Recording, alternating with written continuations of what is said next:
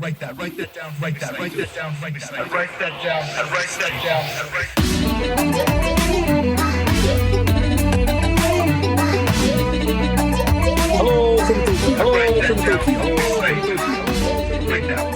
Okay, hi everyone. Welcome. This is Write That Down. I'm here with Fumi Saito. Fumi, how are you? How are you? Hello from Tokyo. So today's topic is a very interesting one, and a couple of our listeners have been requesting kind of related topics because it's sort of a vague but important part of Japanese pro wrestling right now. It's Lucha Libre. Influence. And its connection with Japanese pro wrestling. Right. The connection between Japanese wrestling industry and Mexican wrestling goes all the way back to like 1930s. Yeah. Well, Lucha Libre started like in 1930 with, Gus Carrillo.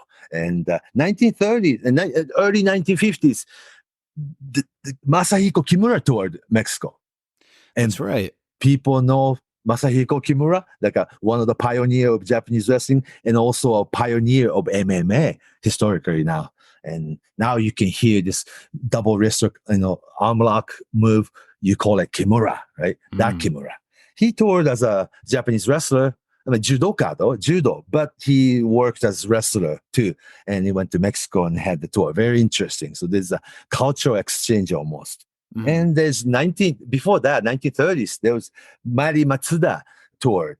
In early 60s, later on, he became Hiro Matsuda. Hiro Matsuda toured Mexico too.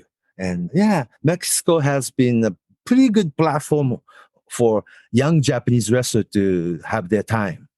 Yeah. So when do you think that it became more of a regular thing? Oh, okay. Who are some wrestlers that you remember from? I'm just gonna guess. I would have to be around the middle 70s, late 70s, early 80s. When Gran Hamada traveled from New Japan to Mexico, and then Hamada was told to stay in Mexico. You live there, and probably he was told that you probably wouldn't be making it in New Japan. Making it meaning like he's 5'3", maybe. Yeah. For listeners out there who aren't familiar with Gran Hamada, he was he started out in around that time, late 70s, early 80s, but with New Japan, is that right? He debuted 1972. 72. Yeah, the very first group of the very first rookie group when Antonio Inoki opened New Japan Pro Wrestling in 1972. Original Young Lions. Yeah, original Young Lions. Yeah. What's so funny is the Gran Hamada and Mr. Pogo came in together as friends. Imagine Mr. Pogo. Very different wrestlers. Yeah, one became a Mr. Lucha, Japanese Lucha Libre, and one later on became a deathmatch king, right? Totally different styles, sizes, everything. But the Mr. Pogo Sekigawa and Gran Hamada, Hiroaki Hamada, they were judo friends. I see. Yeah. And also went into sumo, but they kind of escaped from that too, and wanted to be wrestler. And both apparently Mr. Pogo kind of quit New Japan Dojo and went to America and debuted on his own. Yeah. So there have been a group of wrestlers who really didn't really debut from the established company and went to foreign country and then debuted. Yeah. And later on, the same method, Ultimo Dragon, Yoshihiro Asai did that, right? That's right. Yeah. So Mexico has been a place, or like a land of opportunity too. That still in Japan, the main superstar still will be your heavyweight guy, huh? Like you said, Misawa or Keiji Muto or the Chono Hashimoto, even Liger is heavyweight, huh? Yeah, I think that's the expectation. Yeah. When Satoru Sayama, before he became Tiger Mask, he was sent to Mexico as a second-year rookie, a sensational rookie, and went in there like in 1978 probably. But 1977, Fujinami toured Mexico as Dragon Fujinami before he was WWE Junior Heavyweight Champion in 1978, and he was there. And young Fujinami, like a light heavyweight wrestler. A lot of wrestlers went there, and not just a couple matches, but they spent years there. Oh, Killer Khan before America. Yeah. His name was Temujin Mongol. Killer Khan spent 1 year in Mexico before he become Killer Khan. And yeah, so many. Satoru Sayama before original Tiger Mask, right? Then there was, you have Kuniaki Kobayashi toured and stayed in Mexico for a couple of years before he came back to Japan to become original Tiger Mask's biggest rival. Around the same time, you had Joji Takano before he was Cobra. You had Junji Hirata before he became Super Strong Machine. Hiro Saito toured. Norio Honaga toured. All these guys toured. Or even Misawa and Koshinaka from All Japan, they toured Mexico too. So did the All Japan guys go through All Japan, or did they go on their own? All Japan. It was interesting during like a late 70s into early 80s. There's a two major group in Mexico. One is UWA and one is EMLL. Now it's CMLL, right? Mhm. That there's two major company, and Inoki's New Japan people always sent their wrestlers to UWA, Francisco Flores, and the other one, NWF affiliate, Giant Baba and All Japan sent their boys to NWA affiliates. Yeah. And so there was always two groups, kind of political, but yeah, now that I don't even know how many groups are there in Mexico, so many, but yeah. And after that, yes, a lot of wrestlers, even the ones who didn't debut in Japan, a lot of the young guys who wanted to become professional wrestler, they just went to Mexico on their own, and they went to Lucha Libre school and became, luchador there.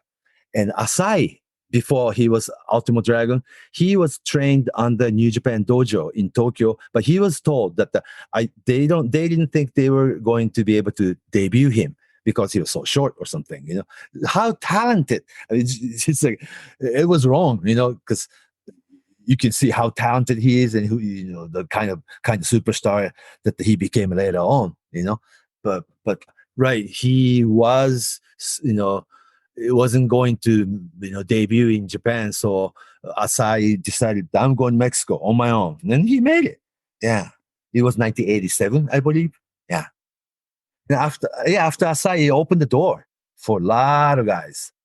And I think we should make it clear that there was a bit of a difference between some of the wrestlers that went to Mexico on their own and some of the wrestlers that went and were sent through their company, like somebody being like Jushin Liger being sent through New Japan. Well, actually, initially, that's trivia, but the Keiichi Yamada, before he became wrestler with New Japan, right out of high school, he saved up money and went to Mexico on his own.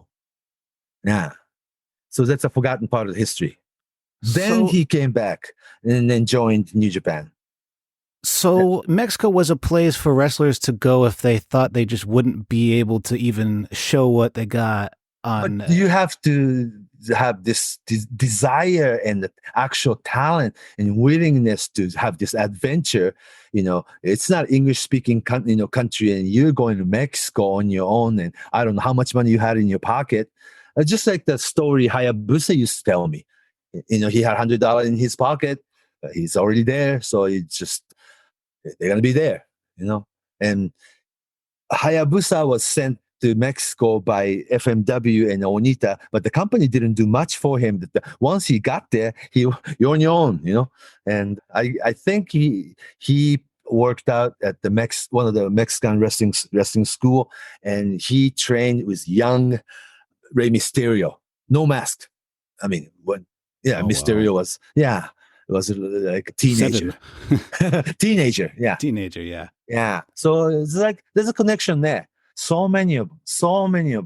Now that the thing you just told me about, you just mentioned that the Japanese wrestler being sent to Mexico by the company, like wrestlers sent to Mexico by New Japan, like you say, Shinsuke Nakamura or young Tanahashi or Yujiro Takahashi or Naito, all those guys went to Mexico and spent 1 year, but they were sent by company, so kind of treated differently then, and CMLL.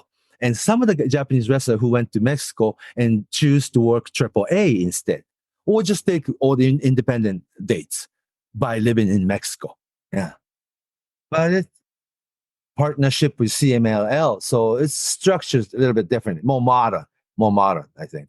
That's right. But yeah, there's those 70s and 80s into 90s. You can see this, adventurous, like just like you said, Jado, Gedo, they went to Mexico on their own and spent a year. Yeah.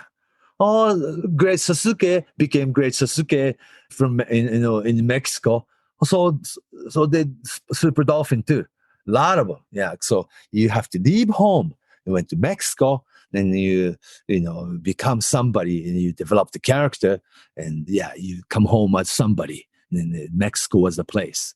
Oh, there's so many then, if you think about it. Not just the established big company, but the even smaller guys or the independent guys or yeah. How about for the female wrestlers from Japan? Because they also had a lot of opportunities too. Yeah, from all the way to like 1960s, because you could clearly see the Lucha Libre influence in old-fashioned All Japan women's wrestling from like late 60s into early 70s, because they were introduced and was trained by luchadors and working right-hand side too. That's right. Yeah. And also the idea of big crossbody off the top rope, stuff like that. And Mexican style, jabe they call it, like a ground, now they call it like a chain wrestling, but crazy submissions. They're really crazy looking submissions. That's originated in Mexico. Yeah. But you take that essence and make it into something new too. See, now for instance, everybody does tope now, huh? Everybody, every match. Everybody does tope. In 1978, it was Fujinami who introduced tope in Japan for the very first time. And he did it. His was really unique because there was no hesitation, no pause. It was like, wow, this. Yeah, jump into swimming pool. Exactly. Yeah. I remember from the matches with like a Dynamite Kid or Tiger Mask. Or Chavo Guerrero match that he gashed and got bloody. Chavo Guerrero, another luchador from the States, but I mean, and also like he's more of Tex-Mex, right. But luchadora, female wrestlers being able to, and also I would argue even the '90s generation of All Japan, the Manami Toyotas and such, that were extremely they wrote Manami Toyota, even Debbie Malenko, all those wrestlers went to Mexico. They took turn and went to Mexico. Akira Hokuto, the Mima Shimoda, Etsuko Mita, all of them took turn and went to Mexico and kind of came back with one more new move or something, or a new gimmick or something. Think about it. Just a couple years ago, Hana Kimura had some 4 months, 5 months Mexico tour. Yeah. And Kyoko Kimura did too, didn't she? She went to Mexico early. She went to Lucha School after she quit FMW initially. Yeah, teenage Kyoko Kimura. Yeah. Isn't it right? She met with Hayabusa in Mexico? Hayabusa and and Onita Jr. and all that. Yeah. Of course. So it's been a connection. And it's been an important part of Japanese pro wrestling, both male and female wrestling for a long time, for a lot of years, because it gives them so many chances. Also, the language Spanish wasn't so far away. A lot of Japanese wrestlers, a lot of Japanese wrestlers understand and speak Spanish because of it. The accent is kind of, or the pronunciation, excuse me. Right, the vowel sound, similar. E, I, O, U's, right. The Spanish words are easy to pronounce for Japanese people. Yeah, I get that too, yeah. So it's very interesting. Oh, before I forget, when Tatsumi Fujinami introduced tope in Japan and back in 1978, it was called Dragon Rocket. Dragon Rocket? Wow, I've never heard that. Yeah, instead of tope. Yeah, Dragon Rocket, yeah. But it was so new. It was new. And it felt that way for a long time, up until more recently with YouTube and the proliferation of so much more wrestling. But and it's almost an anthropology thing. But Bret Hart, of all people, Bret Hart adopted tope in Japan and brought that back to Calgary. And you know what? His sort of looks like Fujinami's. He just dives through the ropes too. Yeah. Reckless. Yeah. what's the most important? Oh yeah, the very famous Bret Hart against Davey Boy match or Bret Hart against Shawn Michaels match. He occasionally have tope in WWE matches too. Mm-hmm. Remember? Mm-hmm. The big Yeah, matches. so it was like from Mexico to Japan, Japan to Canada, Canada to WWE ring. Wow, like an artifact. Yeah, but it's like, wow, you appreciate this, that the origin of this, it's like a culture. Absolutely, it's what it is. It is a culture of something. I think we're still figuring it out, though. It's a wrestling. Well, it's kind of like a cooking too, Sure. the taste. Yeah. So if you knew about it, it's like we appreciate this a lot more. Oh, okay. Well, let's go back to the connection. Yeah. So yes, a lot of women wrestlers had tours, an early connection from Japanese wrestling to Mexican wrestling, because a lot of the women's wrestlers in Japan were trained by Mexican style. Mm-hmm. Yeah, right from the beginning. So who would you say was maybe one of the early breakout stars that came from Japan, who became a star in Japan first before they became popular back home in Japan? They became popular in Mexico. Ooh, see, like people like a Grand Hamada or young Satoru Sayama, or even like a young Kengo Kimura or somebody, that they were not famous in Japan, but they made it the main event status in Mexico within a year or two. Then they occasionally came back like a Grand Hamada, or people like Satoru Sayama from Mexico. The Sayama went to Tampa, Florida, and spent time, and then stayed with Carl Gotch to do that kind of style. Then he was sent to England by Carl. Then he became Sammy Lee, like a Bruce Lee type of guy. Then he was called back to become Tiger Mask. So he had Japanese style, Mexican style, and Carl Gotch training. Then went to British wrestling. Then he had a just global style, I guess. I'm sure we'll have to do a show on Mr. Sayama someday. Sayama? Yeah. Oh, wow, yeah. Now he's we have to consider him as a pioneer of MMA too. Sure, yeah. Yeah, he created Shuto. Yeah. Another important person that we have to have, its own episode just on Mr. Sayama. Yeah. But about Onita had toured too. He toured Mexico too as a junior heavyweight guy before he was deathmatch guy. Wow. Yeah. So very interesting. A lot of wrestlers found a place, to wrestle and feel like they could develop and become who they were supposed to be. They could find that in Mexico. And also it has a lot to do with this weight division in Mexican wrestling too. You have welterweight in wrestling, welterweight, middleweight, the light heavyweight to cruiserweight to junior heavyweight, then heavyweight, and so smaller guys have chances, There are especially chances for guys. Grand Hamada is a perfect example, because if you ever see him wrestle, especially in his prime, this guy is fantastic. Oh, he can move. Yeah. Like they work like gymnasts, huh? But he's the size of Rey Mysterio Jr. And before Rey Mysterio Jr., it just wasn't, nobody was going to buy it. It just wasn't the time. Right. But he was one of the best. Then the Rey Mysterio psychosis program went to America. Yep. Because Paul Heyman loved it, right? I remember it clearly. It was so different. Yeah. And then you had young Rey Mysterio against Psychosis single match at the ECW arena. Just as soon as that matchup got over, WCW came and bought it, right?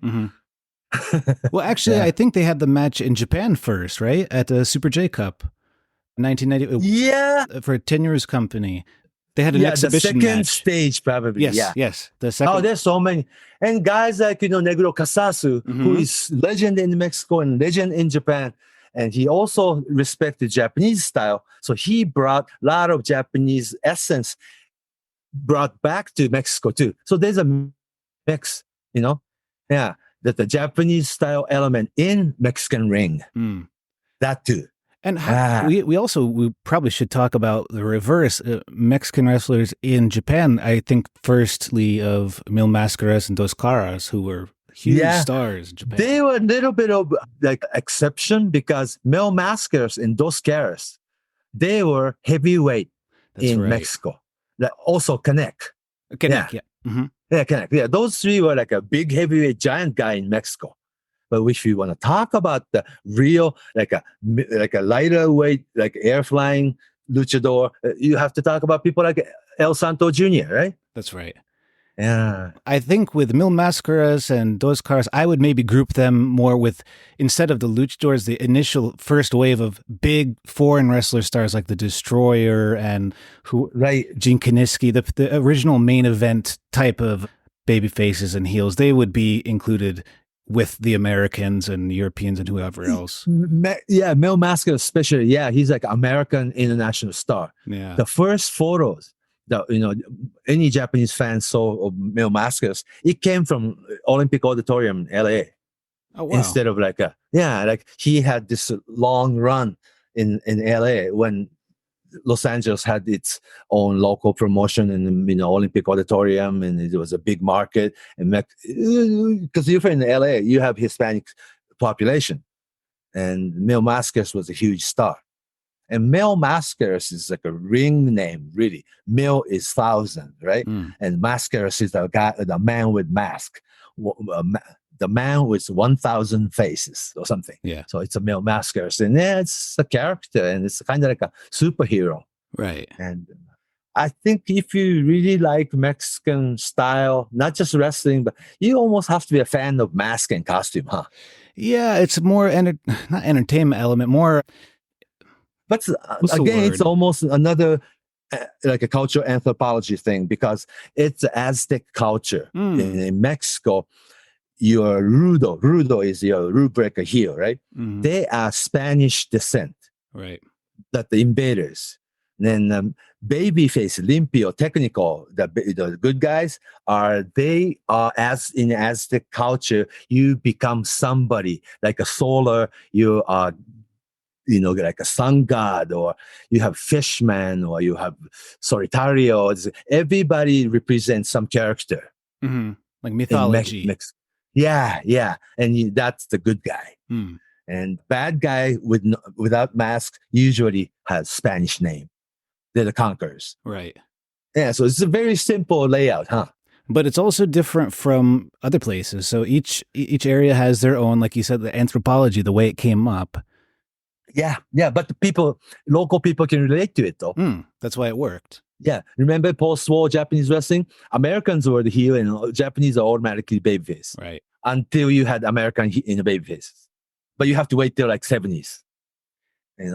Every Rikidozan's opponent, even the good guys, they were automatic heels in Japan. Yeah, like Luthez or somebody. Yeah, even Luthez, they worked subtle heel style. Yeah. And the Destroyer, big heel. I mean, mysterious guy, and nobody knows who he is. He will unmask if he loses. They believed it, And then later on, when Destroyer Dick Bayer joined All Japan, Giant Barbers, he turned the biggest American babyface, and he brought the whole family over, and they came over to Japan and lived in Japan for 7 years, and all his kids graduated from Japanese high school. Oh my gosh, it was a big part of our culture in 70s. And he was another masked wrestler too, although not from Mexico. Right. American. But I'm talking about the mask and mysterious and character thing, and the gaijin in Japan. Yeah. So let's go back and talk about Ultimo Dragon, because he was one of the not modern. He really changed the landscape. Yes, he's like a trailblazer. Yeah, and then he proved it that he's a very special, very talented, and he one of a kind guy. Yeah, very unique. But he really opened the door for the people who followed him. Yes, somebody right out of high school wanting to be to become professional wrestler, and although probably up to like the early 90s, there aren't too many wrestling company in Japan. You have Inoki's New Japan, Baba's All Japan, and a little bit of UWF, shoot style that you can choose from, like 3 or 4 groups until 90s. That it was very hard for these kids to become professional wrestler. You cannot pass New Japan audition. There are a whole bunch of guys trying and do the workout, and they only take 4 guys every year, something. And then hoping to debut 1 guy every year. Yeah. So Ultimo Dragon broke that kind of template.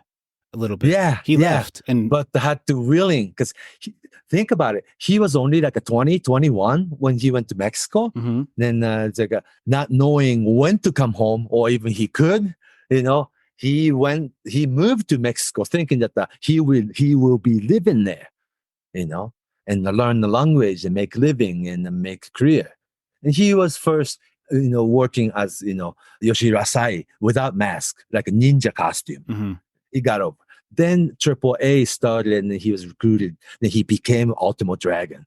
Then you know the rest of the story. Because he needed the mask. Asai without mask was fantastic, though. But it gave another, chapter of his career when he became Ultimo Dragon. Now Ultimo Dragon is worldwide, huh?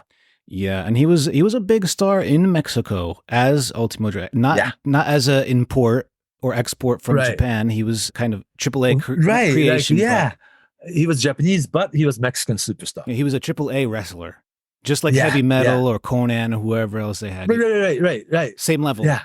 So the same generation, group of guys. Yeah.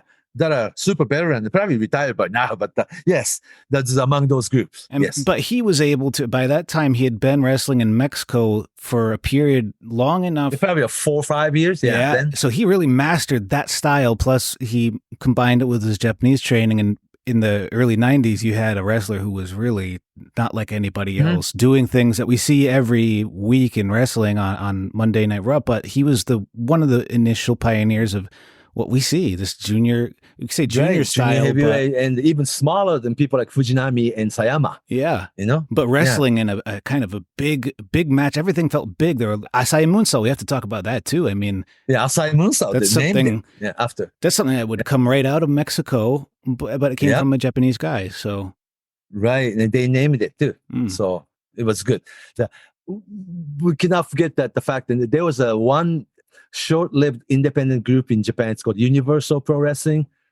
The first group that did the Mexican, Japanese style lucha libre. That's right. Asai was on it. Grand Hamada came back and joined. Rookie, Jado, Gedo, Rookie, Super Dolphin, Rookie, Great Sasuke, and Rookie Kazuhayashi. It's Rookie Dick Togo. Oh my gosh, there are so many guys that made it later on. Funaki. Right. Yeah. 1, 2, 3 Funaki Kid, too. right? 1, 2, 3 Kid came with Jerry Lynn. Yes. So. Oh yeah, they were like all young, really hungry, like a young talent. They don't. All of them made into to major league somehow. Oh yeah, it was good to witness then. So that was maybe the first time that a lot of Japanese fans got a chance to see some sort of lucha libre style or lucha libre show. Right. I mean, genuine wrestling. I mean, genuine lucha libre in Japan instead of New Japan bringing in people like a Connect. Then one match lucha libre. It doesn't really show because Connect will end up working Japanese style instead. You will need group of luchador to have a lucha libre card. Right. Yeah. It's like a basic lucha libre is your 6-man tag team, huh? The trios six-man tag. Yeah, trios match. There's so many creative high spot. Looks almost too choreographed for some people, some people's taste, But when it's really good, it's pretty mesmerizing. Oh, God. It's like nothing like it. Yeah. So there's one other wrestler we should probably talk about from around this time period, Great Sasuke, who he took all of what kind of Ultimo Dragon was doing, and he seemingly did his own variation of it up north with Michinoku Pro Wrestling. Right. It was the first idea that he had the vision. Not every wrestling company has to come out of Tokyo. Right. He wanted to create his own local territory. Like what they're saying, like they were like, we're going like Oregon. It's like territories. What are you talking about? It's like, Northern Japan, we are going to have territory in 7 prefectures. Oh, wow. It's like, I wasn't so sure about it, but they really were able to do so. Like everybody worked as a wrestler, but they were also setting up the ring and they were doing all the cheers and they were doing their own concession. They were taping their own videotapes. And wow, it's like, this is how you run independent company. Oh my gosh, it really helped other independent company to follow. Mhm. you know. And Great Sasuke and Michinoku Pro even offered a different sort of experience where you had the fans sitting on the floor like you had at some venues in Mexico, like the more authentic, or unique Unique, yeah, and experience. Local, yeah. And northern Japan. If this our listeners out there, where Iwate, where Michinoku Pro's headquarters is at, December through March, it's all snow. It's one of the coldest areas in Japan. So December through March, they go elsewhere and run their own house shows too. It's like a very interesting way they are running. They're still running like over 100 shows a year. Mm-hmm. They still do. Same Not venues. The pandemic, but same venues. And way up in north, that the renting building isn't all that expensive. It's a more simple way of life up there. Yeah. And they drive their own ring truck and they drive their own bus. They had their own transportation, and then they were able to run sufficient independent company full time. That's like almost revolutionary. A very DIY spirit. Yeah, because All Japan Pro Wrestling, Giant Baba's company is Channel 4 and TV network budget. Antonio Inoki's New Japan Pro Wrestling TV, Asahi Channel 10's major, the network television budget. It's like structured all differently. And we thought wrestling company had to be that way because you have a budget. But Sasuke pretty much proved that no way, you can run a small wrestling company like this. And it succeeded. And a lot of talented people came out of it. Yeah.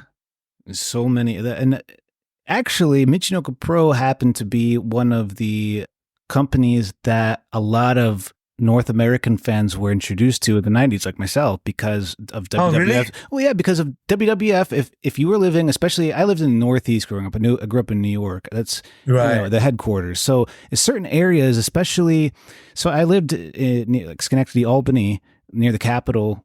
And if you go a little past that, it's considered central or western New York. And that area, that would be all kind of TBS area. So under that, it was really kind of difficult to get anything but WWF. Right. So, the most people don't know the difference, right? I don't know. I mean, that's the only wrestling. Sure. Up until when TV came about, I think things information started to spread a lot more quickly. But But there was a time where the Great Sasuke was brought in, and the Michinoku guys, they were brought in through through ECW. Like VHS video trading? Part of that, and partly, I mean, I remember a couple, I think in 97, where we saw Sasuke on TV. He was on one of the pay-per-views. Okay. Taki Michinoku was the face of that. They were trying to relaunch the light heavyweight title. They brought him in. Oh, that too. Yeah, right. And also, they were brought in for barely legal, very first ECW pay-per-view. They had their own match in there. So it was a Lucha Libre and inspired the Chikara guys to create their own group, right? Oh, yeah. I mean, I remember that match. That was mind-blowing. Absolutely mind-blowing for me. I mean, nobody had ever seen Japanese guys doing the Mexican style. Mm-hmm. Yeah. But doing it perfectly and really innovative and way ahead of what everybody else was doing at the time. It was just for me, because there weren't any Avengers movies yet or Batman, and those were superheroes. If you're at a certain age, you look at whoa, what's going on? Especially Sasuke, and it was easy, simple storytelling, flashy, unique wrestling that a lot of these lucha resu, as they sometimes say, companies kind of offer up. Yeah. Yeah. And then Super Delphin kind of did a mirror of what Great Sasuke did, and he took that idea of indie wrestling and took it brought the whole group, his guys, to Osaka Pro Wrestling, where they can stay all year because the weather is much nicer. And also Osaka, as you know, it's like a rival of Tokyo. Sure, yeah. People in Osaka think Osaka's better. They got their own culture, different attitude. Different attitude. The language is a little bit different. Osaka Ben. And they did that, and they're running their regular show, and they opened up a lot of they opened the door for younger talent who wanted to become wrestler, but not necessarily going to audition for New Japan. Especially wrestlers who didn't want to necessarily do pure pro wrestling, maybe more entertainment. Everybody has little things that the things you want to be doing. And while Super Dolphin was running Osaka Pro Wrestling. Guys like Zeus, now he's a star with All Japan. Mhm. Zeus, the big muscle guy with tattoo. I'll show you. Yeah.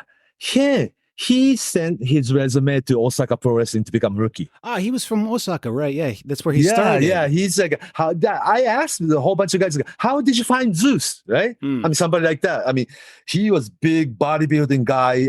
I mean, when he started, as a rookie, it's like somebody had discovered him. Mm. No, that guy sent resume, application. So, wow, he applied, so it was interesting. Yeah. He's definitely somebody, I don't know how much he was influenced by Lucha Libre style, but he's a very successful wrestler right now, one of the top stars for all Japan. Come out of Osaka Pro Wrestling, yeah. And he and his buddy Bodyguard guy, yeah. Yes. Came out together, yeah. Now that you have a whole bunch of Osaka-based guys because of them. Yeah. Yeah. I mean, like 10 years, 15 years later, they have their own guys locally. Yeah. And there's wrestling in Kyushu, like a Fukuoka. There are a lot of, Hiroshima. They developed a lot of local, smaller companies that they kind of patterned after these smaller company, who able to do so. I would say that's also Mexican influence. Yeah, could you describe the difference in the atmosphere between, say, like a New Japan show at Korakuen Hall versus one of these more local, not territorial, but like, Kyushu Pro Wrestling? It's definitely a different feeling. Different feeling. And the production's different because when you go to New Japan, it looks like you are watching Major League Professional Wrestling. Yeah, no doubt about it. They're the only one who run Tokyo Dome or Budokan or Sumo Palace or when New Japan runs Korakuen, it's their like house show, Right. Like they run like a 4 or 5 Korakuen with nothing special in it, like a regular house show. Mm. Whereas when the smaller company runs Korakuen, that's their biggest event. Yeah. Right. So it's different. Rings different, lighting's different, music's different, style's different. They run differently. But yeah, I enjoy smaller company running Korakuen Hall as their very precious special event. Mm-hmm. And you can feel it, And Michinoku Pro still, they still. Oh, twice a year. Yep. June and December every year. Yeah. Yeah. They run special card. Yeah. Yes.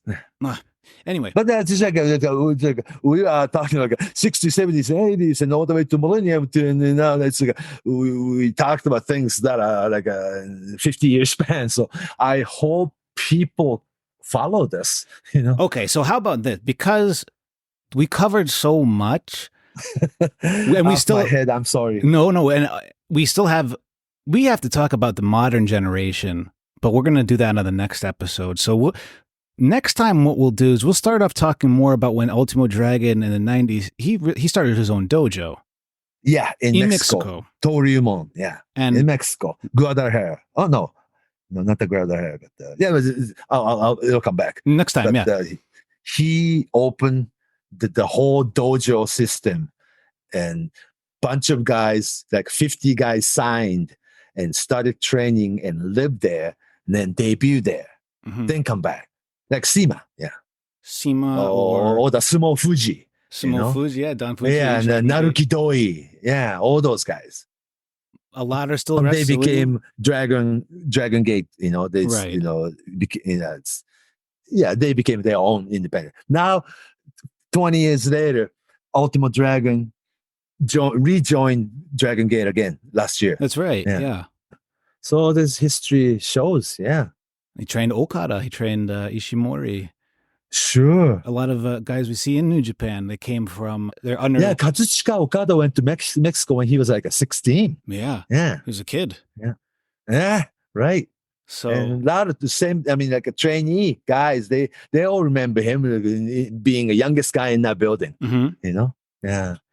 So next time we'll focus on the 90s area of Lucha Libre in Japanese pro wrestling, which I think a lot of listeners are going to be extra interested in. Because Mexican wrestlers start traveling to different places too. A lot of the Mexican stars went to WCW, and some of the Mexican stars made it to WWE. you know, and a lot of them came to Japan, and then a lot of Japanese wrestlers went to Mexico. That too. So there's a strong connection there, and not just connection, but it affects the in-ring contents too. And especially as the more it goes on, the more the deeper the influence it is. I mean, if you watch a lot of modern wrestling, even New Japan or All Japan or Dragon Gate, you always see a lucha influence in almost every match. Female, male. Yeah, Hiroshi Tanahashi's finish, high fly floor. Sure. And he's a heavyweight wrestler. Naito. Yeah, but Naito, he's like a luchador. I could see there's so many complicated moves that how do you do it, right? Yeah. So yeah, very much so. So I would say somebody like Naito or Hiromu Takahashi is a great representation of how far it's come. Yes, yeah. It's in the mainstream, and the guys like Gedo and Jado who are what we were talking about today. We could talk about them more next time, but those renegades, I guess you call them, they went on their own and they did it DIY style. Yeah, but later on he came back to Japan and joined the major company too. So there must be a lot that they learned there. So hopefully we can. And he became more of a, Jado and Gedo became more of a producer type. Like they are your Paul Heyman, or Shane Douglas or, Raven style. Yeah. Right. I mean, wrestler, but, So we'll come back next time with the more of a modern take on what we're talking about today. So if you have questions, let us know. Fumi-san, what is your kind of contact if people want to ask you questions online? Okay, on Twitter, Fumihiko Dayo, Fumihiko Dayo, Fumihiko Dayo on Twitter, or you can find me, Fumi Saito, on Facebook. Message me. And on Twitter, I'm at Justin M. Knipper, Knipper. Hit us up there. Hit us up on the Fight Game Media Patreon. Yeah, I'd like to take questions. Yes. Yeah. So I guess until next week. So long from Tokyo. Write that down.